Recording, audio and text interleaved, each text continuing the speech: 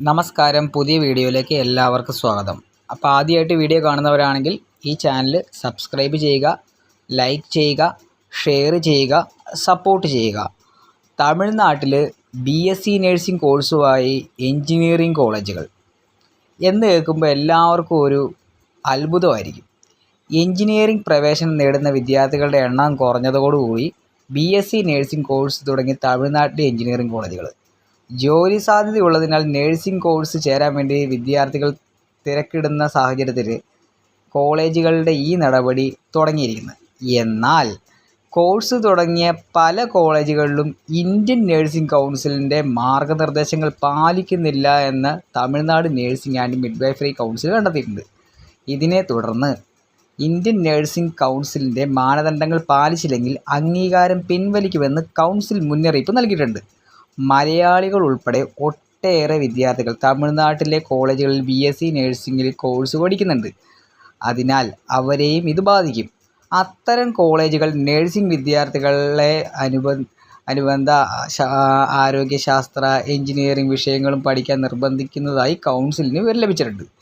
Engineering കോഴ്സുകളുടെ academic calendar, time table, അവധി ദിവസങ്ങൾ തുടങ്ങിയവ നടപ്പാക്കാൻ ആവശ്യപ്പെടുകയും എഞ്ചിനീയറിംഗ് അടിസ്ഥാന ശാസ്ത്ര ബ്ലോക്കുകളിലെ മറ്റു ക്ലാസുകൾ നടത്തുകയും ചെയ്യുന്നുണ്ട്. ഇത് നിയമവിരുദ്ധമാണെന്നും നഴ്സിംഗ് കോളേജ് ബ്ലോക്കിലാണ് ഇവരുടെ ക്ലാസ് നടത്തേണ്ടതെന്നും കൗൺസിൽ നിർദ്ദേശം നൽകി.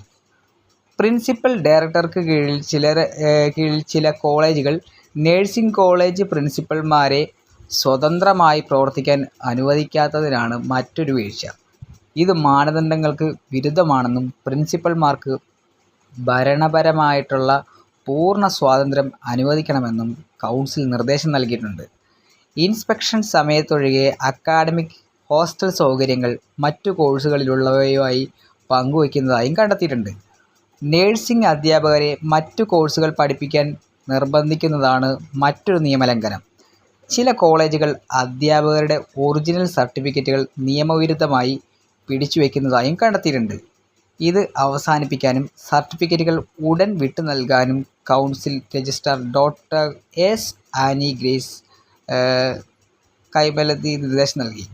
ഇതാണ് തമിഴ്നാട്ടിൽ BSc നഴ്സിംഗ് കോഴ്സുമായിട്ട് ബന്ധപ്പെട്ട പുതിയ അപ്ഡേഷൻ.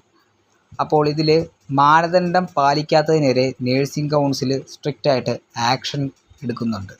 വ്യവസ്ഥകൾ പാലിച്ചില്ലെങ്കിൽ അംഗീകാരം പിൻവലിക്കുമെന്നും മുന്നറിയിപ്പ് നൽകി. അപ്പോൾ ഇതുമായിട്ട് ബന്ധപ്പെട്ട എന്തെങ്കിലും ഡൗട്ടുകൾക്കോ മറ്റെന്തെങ്കിലും അഡ്മിഷനുമായിട്ട് ബന്ധപ്പെട്ട കാര്യങ്ങൾക്കോ തീർച്ചയായിട്ടും കോൺടാക്റ്റ് ചെയ്യുക. Thank you.